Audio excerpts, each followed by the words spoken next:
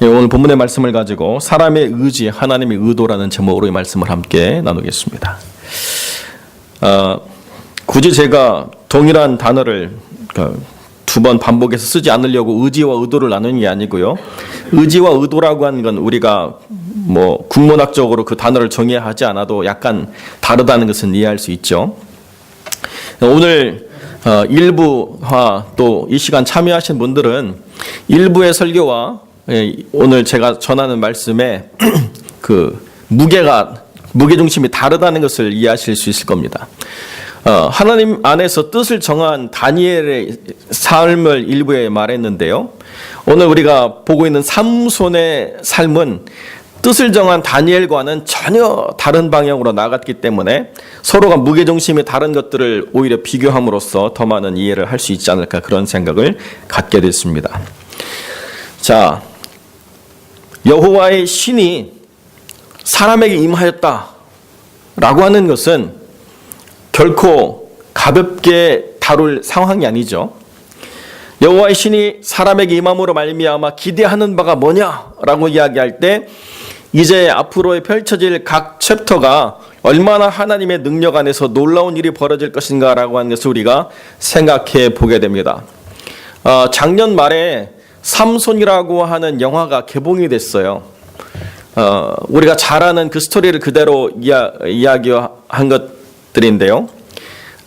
그 영화를 보고 싶은 마음이 좀 있었지만 주인공이 너무 매력이 없어가지고 다 아는 이야기를 제가 가서 돈 내고 봐야 되는데, 주인공이라도 좀 매력 있으면 참 좋은데 주인공이 정말 이야기에 집중하게 생겼어요. 주인공을 보고는 매력이 안 빠질 것 같은 주인공을 들어가지고 제가 보지는 않았습니다만 아직도 삼손이라고 하는 그 캐릭터는 굉장히 매력적이에요. 제가 여러 번 삼손을 설교했지만 성경 전체를 통틀어서 가장 매력 있는 남자, 가장 초월적인 히어로 누구냐라고 이야기하면 말할 것도 없이 삼손이에요. 힘만 센 무식한 사람, 이게 아니에요. 삼손이라고 이야기하면 지혜가 뛰어나고 또 그 하나님의 성령의 감동으로 말미암아 초월적인 역사를 만들어내는 대단한 사람입니다. 여러분 한번 생각해 보십시오. 여우를 잡아다가 300마리를 잡아다가 꼬리를 묶어가지고 불을 질렀다. 우리는 생각하기 쉽죠. 여러분 여우 한 마리라도 잡아보신 적 있어요? 여우를 한 마리 생포한다는 건 결코 쉬운 일이 아니에요. 물론 하나님의 신이 임해가지고 여우보다 빨리 뛰면 다 잡을 것 같다. 되어지지 않는 일입니다. 지혜가 없이는 되어지지 않는 일이에요. 삼손이 낸 수수께끼를 우리가 수수께끼 우리가 다 아는 거니까 쉽게 얘기하지만 라임에 맞춰서 낸 수수께끼를 그 블레셋 사람들의 모든 사람들이 머리를 맞대도 못 풀 정도로 대단한 수수께끼를 내는 그러한 탁월한 사람이에요. 머리만 좋으냐? 아니에요. 대단한 능력을 발휘한 사람이에요. 다니엘 사자굴에 집어넣으니까 뭐 했어요? 아무것도 못하고 그냥 좀 저속한 표현으로 한쪽에 찌그러져 가지고 그냥 기도한 것밖에 아무것도 없어요. 삼손이 사자를 만나면 무슨 일이 일어나요? 사자를 둘러 뒤져버리는 일이 나요. 비교할 수가 없는 마초맨이죠. 그런데도 비교할 수 없는 매력을 가진 사람이에요. 하나님이 그 삼손에게 부어준 그 놀라운 영광이라고 하는 건 이전에도 없었고 이후에도 없을 만큼 대단한 영광이죠. 그런데 이렇게 대단한 사람이 살아간 삶이 어떠하냐? 이게 하나님과 사람 사이에서 짚어봐야 될 중요한 부분이라는 거예요. 사람들이 뭐라고 얘기하느냐? 하나님이 이것만 해주시면, 그러면 내가 그 다음을 해결하기가 얼마나 쉽습니까? 하나님과 나 사이에서 하나님 나에게 조금만 무언가를 더 주신다라고 한다면 내가 신앙생활을 얼마나 더 잘할 수 있을까요? 내가 사회생활을 얼마나 더 잘할 수 있을까요? 내가 하나님이 기뻐하시는 일을 얼마나 더 잘할 수 있을까? 라고 이야기하는 말들을 우리는 쉽게 할 수 있습니다. 그런데 하나님이 안 해본 게 아니에요. 모든 걸 다 줘도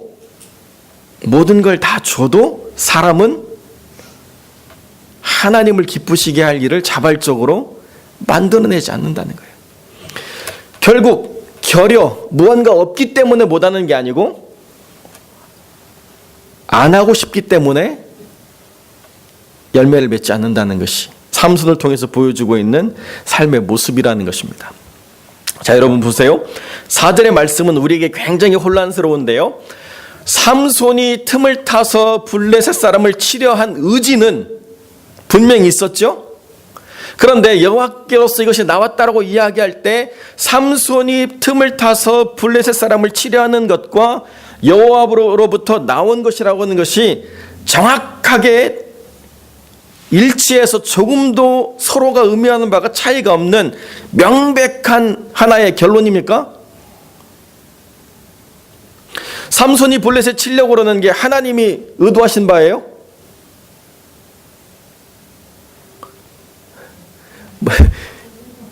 예, 의도하신 바지만 거기에 우리가 생각해야 될 부분이 있는 거예요.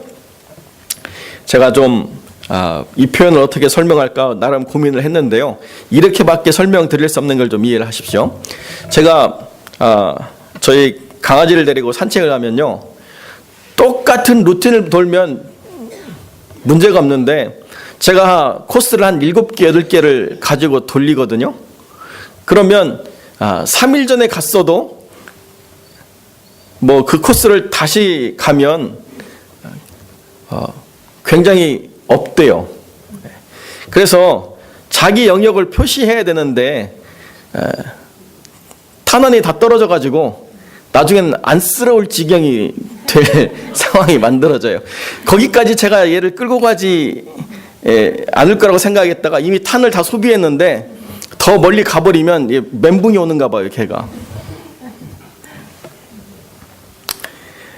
그런데다가 저희 개가 큰 종류가 아니기 때문에 영역 표시를 해야 되는데요, 저보다 큰 개가 한 영역 표시보다 더 높이 하려고 하면 안쓰러울 정도로 몸을 틀어가지고 최대한 각을 높이 쏠려고 하는데요, 참 불쌍할 지경이에요. 태어난 것이 그래가지고 맨날 거기다 이렇게 쏘고 다니는데요, 참 개들이 희한하죠. 똑같은 전봇대가 있는데 하나는 누구도 영역 표시를 안 하고 하나에만 집중돼서 표시를 해요. 그러다 보니까 어떤 날은 캠퍼스 박 전체를 돌아버리면 얘가 멘붕이 와가지고 이미 오기 전에 탄환을 다 소비해서 그냥 나중에는 어떻게 해야 될지 모르는 그런 상황이 됩니다. 제가 매일 데리고 나가는데요,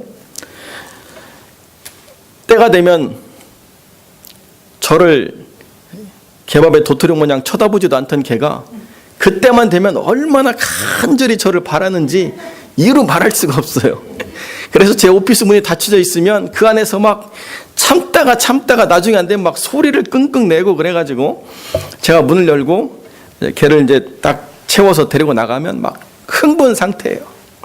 매일 겪는 거예요. 여러분, 그런데 지가 그 온 영역에 영역 표시를 한다고 해서 그게 지 땅입니까? 매일 돌아다니면서 영역 표시를 해도 자기 땅으로 주장하고 싶지만 자기 땅에 들 수가 전혀 없죠. 그러면 주인인 제가 저희 개를 위해서 그 땅을 사줘야 됩니까? 전혀 말이 안 되는 이야기예요, 그죠? 제가 뭘 말씀드리느냐, 개가 나가서 영역을 표시하고 싶은 마음과 제가 개를 데리고 가는 것에서 같이 맞물리는 부분은 있지만 그 개의 의도와 저의 의도는 다른 거예요. 네? 개는 영역을 표시하고 싶지만 저는 오줌을 세우려 나가는 것 뿐이지 굳이 그 모든 게 네 영역이라는 걸 제가 만들어줄 이유는 없다는 거예요.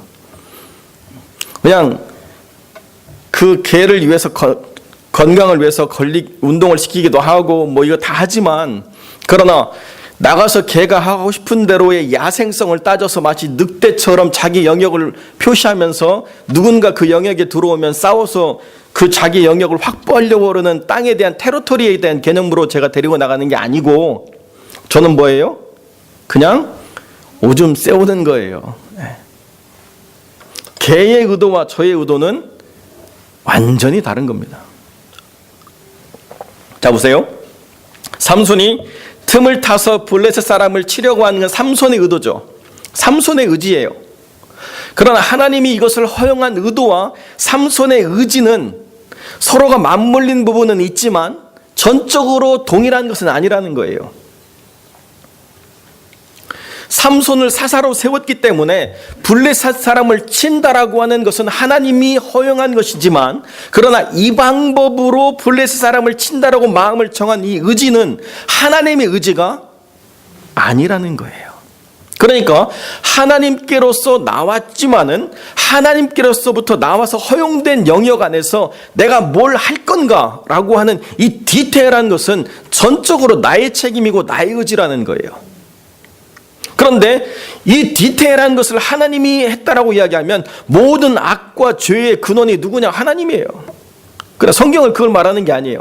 하나님이 허용하신 영역 안에서 내가 뭘 할 건가라고 이야기할 때 그 나의 의지가 하나님의 의지와 동일하냐? 그것이 아니기 때문에 문제라는 거예요. 여인이 아들을 낳았습니다. 그래서 그 이름을 삼손이다 했습니다.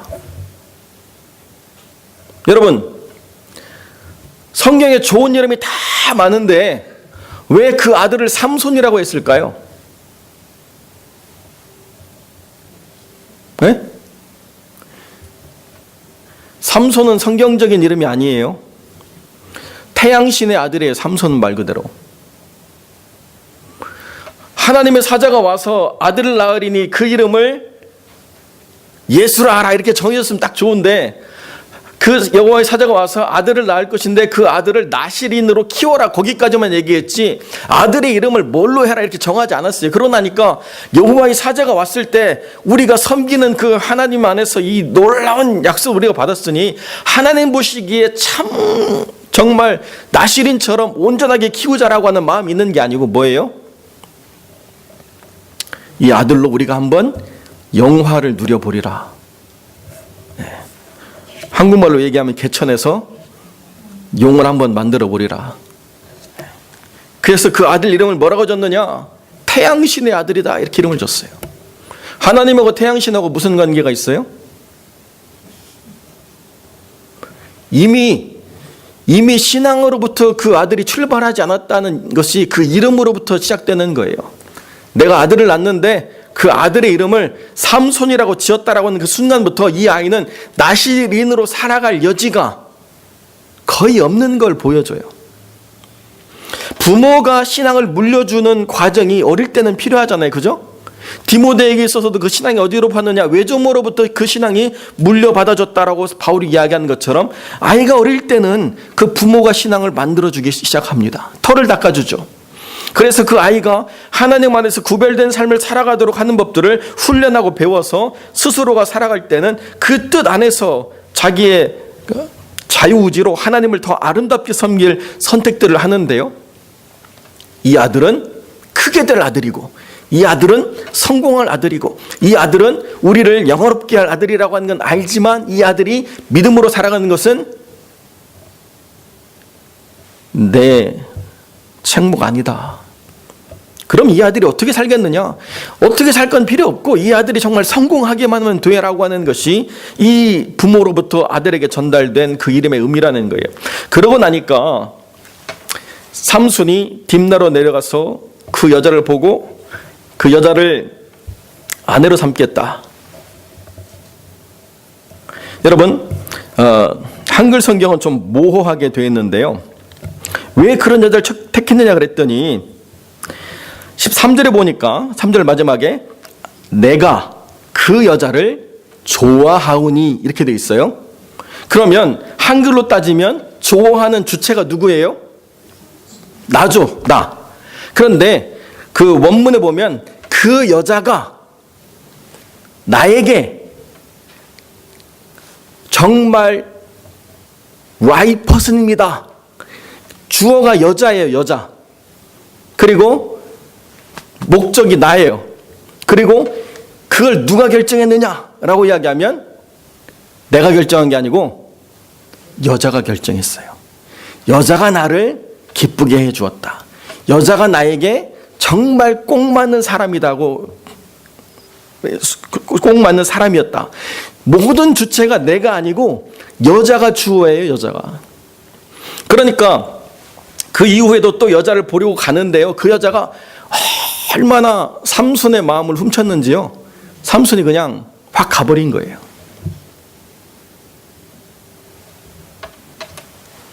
네.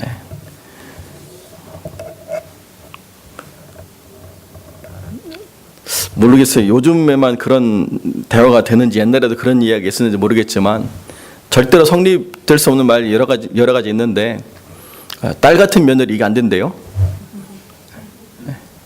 뭐 여러 가지가 있지만 아들을 키우는 엄마의 입장에서 그 아들이 결혼을 하려고 하는데 왜 결혼하느냐 물어봤더니 선택의 중요한 조건이 그 여자가 나에게 있어서 정말 완벽한 사람입니다. 그럼 뭐라고 얘기해야 돼요? 야, 어떻게 그런 사람을 찾았니? 참 잘했다. 이렇게 얘기할까요?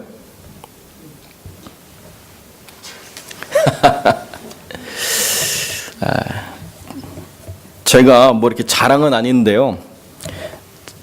제가 결혼할 때 저희 어머니하고 우리 장인 장모님하고 상견례를 안 했어요. 상견례를 할 수가 없었어요. 왜냐하면 열흘 만에 결혼을 했기 때문에 상견례라고 하는 게 있지를 않았어요. 장인 장모님은 그냥 저를 모시고 결혼을 허락하신 거고 저희 어머니는 제가 한다니까 또 그렇게 된 부분이 없잖아 있죠. 물론 뭐 결혼이라고 하는 것이 어떻게 되느냐에 대해서 각자의 삶이 다르기 때문에 완벽한 어떤 그 포맷이라고 하는 건 있지 않지만 참 그 틀 안에서 우리가 이해하는 부분은 적어도 그 사람에 대한 신뢰, 그 사람의 가치에 대한 인정이라고 하는 것이 분명해야 되잖아요. 그런데 다른 것도 아닌 블레셋 가가지고 블레셋 여자에 완전히 꽂혀서 나 결혼할래 외치는 이 아들이 엄마의 눈에 아빠의 눈에 보기에는 정말 신뢰할 만하냐. 그런데 그럼에도 불구하고 문제는 뭐냐면 부모가 삼손을 이기지 못했다는 거예요. 분명히 가이드라인을 줍니다. 내 형제에게 여자가 없느냐, 우리 백성에 여자가 없느냐, 어찌 블레셋 사람에게 가느냐 그랬더니 하나님 백성이라고 하는 이 원칙은 다 무시하고 그냥 그 여자가 나한테 완벽해요 얘기하는데 아무 소리 못하는 거예요.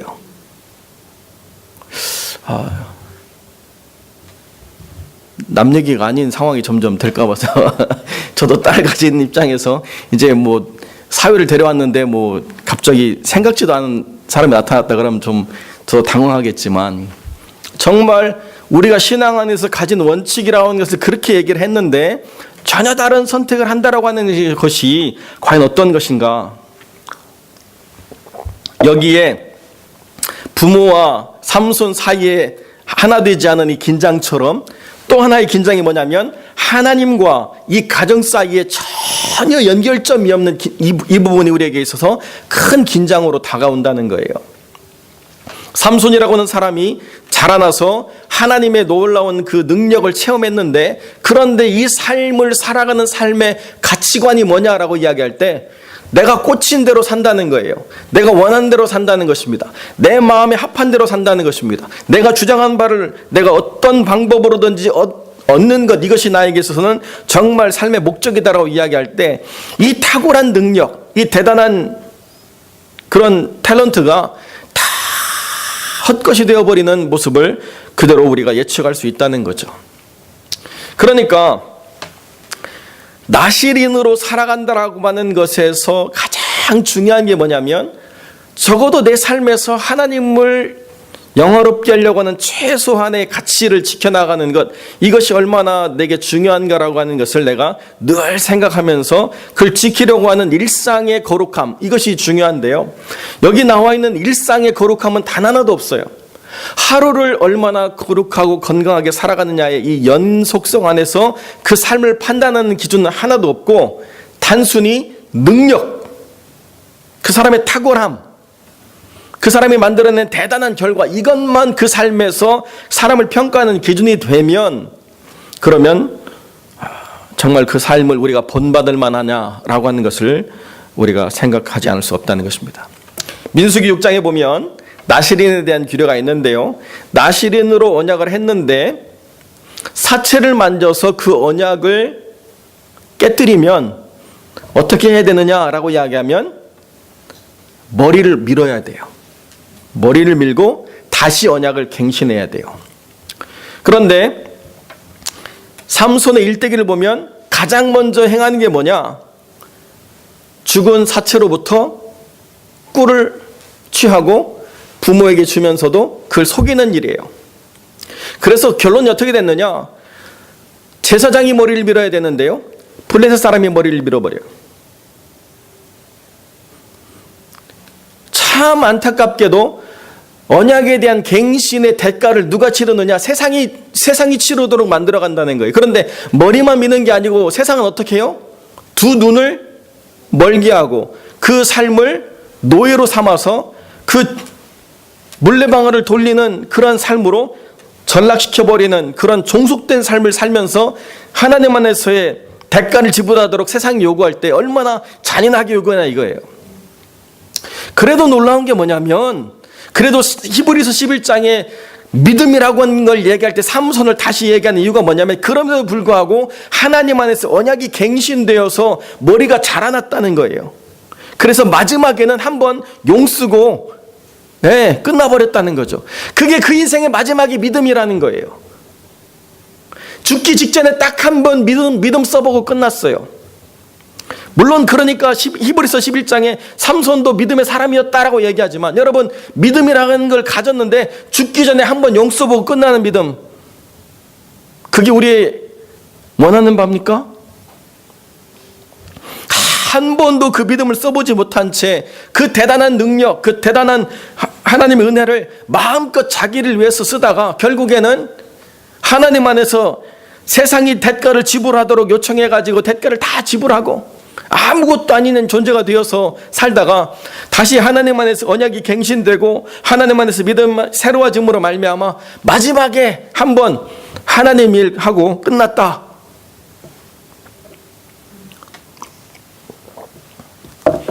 그 사람을 생각할 때 얼마나 안타깝냐 이거예요. 하나님이 주신 재능이 얼마나 많고 하나님이 허락하신 은혜가 얼마나 크고 하나님이 그 사람에 베풀어 주신 것들이 얼마나 많아서 그 사람에 대한 기대가 정말 어마어마한데, 그 인생을 다 자기 마음대로 허비하다가 죽기 직전에 한번 하나님 위해서 일 한번 하고 끝났다. 그를 보내는 사람들도, 또 그를 기억하는 사람들도 다 그 삶을 생각할 때 안타깝다 라고 밖에는 말할 수 없는 삶이었다는 거죠. 하나님의 의도는 그렇게 인생이 끝나도록 의도하신 바가 아니에요. 그러나 자기가 세운 의지가 자기를 이끌어가는 데 있어서 가장 중요한 선택 가운데 하나님의 영광이 아니라 내 마음의 기쁨이 되는 삶, 이것이 내가 원하는 삶이다 라고 이야기한다면, 언젠가는 하나님 안에서 그 삶이 돌이켜지게 되겠지만은 그로 말미암아서 내가 지불해야 될 삶의 대가라고 하는 것이 얼마나 잔인하게 돌아오느냐라고 하는 것은 분명히 알아야 된다는 것이죠. 여러분, 하나님이 우리에게 주신 믿음이라고 하는 것은 결코 장식품이나 어떠한 자랑거리로 끝나는 것이 아니라 우리가 살아가는 삶의 중요한 하루를 채우는 거룩한 일상의 능력이라는 것입니다. 우리가 대단히 큰 일을 할 수 있느냐 없느냐라고 하는 그 외면적인 가치보다도 하루를 어떻게 하나님과의 약속을 지키는 삶으로 살아갈 것이냐가 더 중요하다는 것을 삼손이라고 하는 마지막 사사를 통해서 성경은 우리에게 보여주고 있다는 거예요. 그 나귀 턱뼈로 1000명을 싸워 이기는 거 별로 중요하지 않다는 거예요.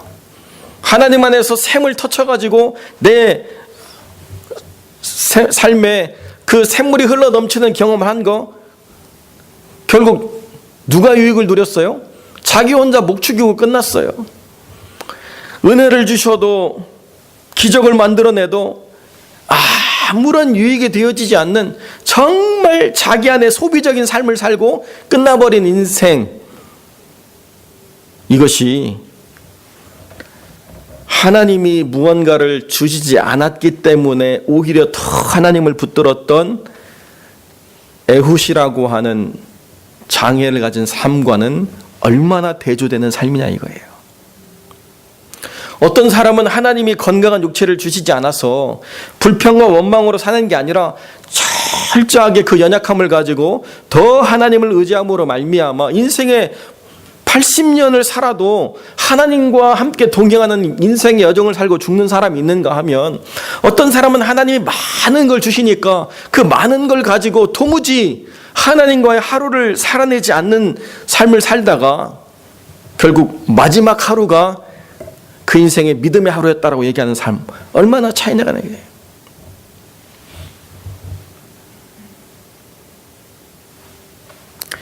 어떤 형사가 그 프로그램에 나와가지고 이런저런 얘기하는데 정말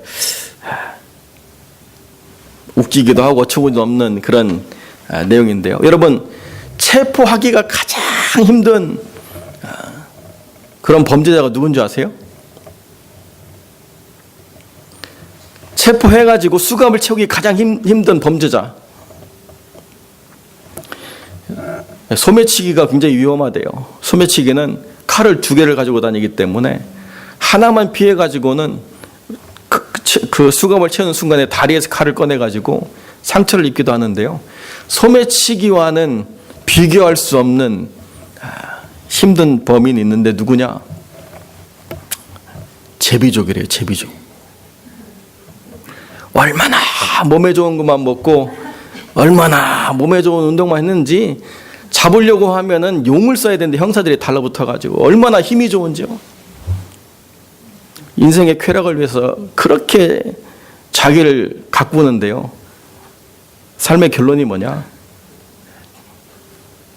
참 입에 올리기도 부끄러운 일에 자기 모든 인생이 허비됐다는 거죠. 하나님이 삶에 기쁨을 주시지 않은 것이 아닙니다. 우리가 살아가는 삶에서 누리는 기쁨이 있고 우리가 살아가는 삶에서 우리에게 즐거움을 주는 많은 것들이 있습니다. 그걸 다 포기하고 살아가라, 주님이 그렇게 말씀하시는 것이 아닙니다. 우선순위를 바르게 세우라는 거예요. 먹는 즐거움도 있고 사람을 알아가는 재미도 있고 세상에 거두는 즐거움도 있고 땀을 흘리고 수고하는 것을 거둠으로 말미암아 누리는 복을 우리가 이야기할 수도 있습니다. 그런데 삶의 목적이 뭐냐라고 이야기할 때 그런 모든 것들을 우리가 누리지만은 내 삶의 목적은 하나님과 동행하는 삶이다 라고 하는 것을 우리가 세워가는 것이 하나님이 우리에게 은혜를 주신 궁극적인 이유고 우리의 삶에 기쁨을 주신 궁극적인 이유라는 거예요. 그런데 그게 아니고 내가 누리는 기쁨 그 자체가 내 삶을 이끄는 목적이 되면 정말 그 무엇으로도 채울 수 없는 목마름이 계속 있어서 어떤 것으로도 만족할 수 없는 삶을 살아가게 된다는 것입니다. 메릴 린치의 부사장까지 올랐던 그 브라이언 박 목사님이 나와서 간증하는데 그 얘기죠. 자기가 20대 초반에 승승장구 입사하면서 30대에 정말 남들이 올라설 수 없는 정점에 올라서고 나니까 무엇으로도 기쁨이 안 되더라는 거예요. 그러니까 점점 어떻게 돼요? 약물에 의존하게 되고 심한 마약에 중독되어서 결국에는 일상적인 삶을 살아갈 수 없는, 약물에 의존하지 않고서는 살아갈 수 없는 삶이 되어버렸다는 것입니다. 성공을 못해서가 아니고요. 결국 쾌락이 삶의 목적이 되고 나니까 삶의 의미를 상실해버린 그런 삶이 되어버리고 맞다는 거죠. 그런데 하나님을 만나고 나니까 이게 진짜라는 걸 그때 깨달았다는 거예요. 이거 다 내려놓고 아무것도 없이 시작하는데도 무언가 또 다른 것에 의존하지 않아도 될 기쁨이 충만한 삶이 자기 안에 있다는 걸 보게 됐다는 거죠. 처음에는 한국말 발음이 좀 명확하지 않았는데요. 너무 오래 한국에서 사역을 많이 해가지고 이제는 한국말이 아주 유창한 사역자가 되셨더라고요. 우리가 자녀를 양육함에 있어서도 마찬가지고 우리 자신의 삶에서도 마찬가지예요. 무언가 하나님이 더 주셔야만 더 놀라운 일을 할 것이라고 생각하는 것은 사실 하나님의 의도와는 많이 일치하지 않는 것입니다. 이미 주신 것으로도 충분하다는 거예요. 이스라엘 사람들에게 하나님이 여러 모양으로 가르쳐 주시는 게 뭐냐? 이미 주신 것으로도 충분하다는 거예요. 더 무엇이 있어야만 되는 것이 아니라 이것으로도 얼마든지 하나님과 함께하는 삶을 통해서 우리의 삶이 얼마나 풍요로워질 수 있는지, 우리가 얼마나 많은 것을 감사할 수 있는지, 우리가 주어지는 하루하루의 일상이 얼마나 하나님의 축복으로 채워진 것인가를 우리가 더 깊이 깨달아갈 수 있는지, 이것을 우리가 배우는 것, 여기에 삶의 기쁨이 있는 것이죠. 원래 저희 네 가족이 함께 식사를 하다가 한 명이 비고 이제 세 명이 식사를 하는데요. 제 아내한테 그런 얘기했어요. 전에는 그런 생각이 없었는데 나이 들어가는 것을 느껴서 그런지 모르겠지만 좋은 것을 먹는 게 행복이 아니고 같이 나누는 게 행복이라는 걸 더 많이 생각하게 된다. 뭐 입 바른 소리인지 모르겠지만 집사람 모셔고 둘이 사는 것이 익숙해지자 이렇게 서로가 계속 다짐을 하고 있습니다. 이제 한 놈도 없을 거니까 둘이 서로 잘 챙기고 둘이 열심히 살아가자 이런 얘기 하는데요. 주어진 삶의 시간 속에서 우리가 생각하지 못했던 평범한 일상이 사실은 하나님이 주시는 놀라운 축복의 시간이라는 거예요. 여러분, 아프지 않으면요, 느끼지 못하는 이 건강함이라고 하는 것이 아프기 시작하면 얼마나 큰 축복을 우리가 누리고 살았는가를 보게 되는 부분이지 않습니까? 사실 우리에게 주어진 이 평범한 하루가 하나님이 주시는 놀라운 은혜의 하루라는 것을 깨달아가는 것, 이것이 우리가 믿음으로 살아가는 이 삶 가운데서 가장 깊이 생각해야 될 첫 번째 단추라는 거예요. 삼손처럼 무언가를 하려고 애쓰는 의지를 세우는 것, 이것이 의미가 있기 위해서는 평범한 일상 가운데 하나님과 동행하는 삶을 살아가는 것에 의미가 있습니다. 민수기 6장에 나시린으로 돌아가면 나시린이 뭐 하느냐? 나시린으로 내가 살겠다고 규정한 그 시간에 할 수 있는 거 아무것도 없어요. 다만 스스로를 좀 더 정결하게 살려고 애쓰는 것밖에는 타인에게 아무런 유익이 없습니다. 그런데 나시린의 규례가 왜 중요하냐? 그렇게 하루를 정결하게 살려고 애쓰는 사람들이 모이면 세상이 바뀌고 공동체가 살아가는 삶에 좀 더 높은 도덕적인 가치 기준을 세우고 신앙 안에서 좀 더 깨어 경성하려고 하는 거룩한 변화들이 일어나기 때문에 내가 하루를 성실하게 살아가려고 하는 이 노력이 사실은 가장 큰 변화의 시작이고 놀라운 능력이라는 거예요. 사랑하는 성도 여러분, 이 한 해 속에서 여러분이 기도해야 될 많은 것들이 있고 여러분들이 바라는 많은 것들이 있지만, 그러나 가장 먼저 우리가 세워야 될 삶의 기초가 뭐냐라고 이야기하면 내가 살아가는 하루 동안에 하나님을 더 깊이 경험하는 삶, 하나님을 더 깊이 인식하는 삶, 내 입술의 모든 말과 내 행위의 모든 것들이 주님이 연락하시기에 좀 더 아름답고 선한 것으로 하루를 채워가는 삶이 된다는 것이 다른 어떤 큰 일보다도 더 중요하다는 사실을 깊이 깨닫고 그렇게 하루를 지켜가는 복된 인생이 되시기를 우리 주님의 이름으로 간절히 축원드립니다. 기도하겠습니다. 참 좋으신 아버지 하나님, 감사와 영광을 주께 돌립니다. 오늘도 우리에게 예배의 초소를 허락하시고 오늘도 우리에게 함께 하늘된 거룩한 영혼들을 허락하셔서 주 앞에 몸된 교회로 모여 예배드리게 하시고 삶을 나누게 하시는 것 감사를 드립니다. 거룩하고 존귀하신 아버지 하나님, 그 은혜 속에서 우리가 하루를 살아가며 그 은혜 속에서 우리가 또 인생의 기록들을 써내려갈 때 다른 어떤 크고 위대한 것보다도 믿음으로 하루를 채우는 평범한 일상의 소중함을 지켜갈 수 있도록 주님 은혜를 베풀어 주시옵소서. 주님께서 우리들의 모든 삶을 받으시고 온전하게 이끌어 주시길 간절히 소망하며 거룩하신 우리 주 예수 그리스도의 이름으로 기도드립니다. 아멘.